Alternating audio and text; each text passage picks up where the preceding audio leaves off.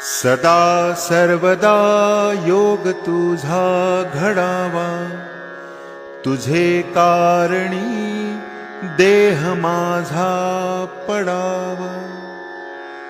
उपेक्षु नको गुणवंतानंता, रघुनायका मागणे हेची आता। उपासनेला दृढ चालवावे, भूदेव संतासी सदा नमावे।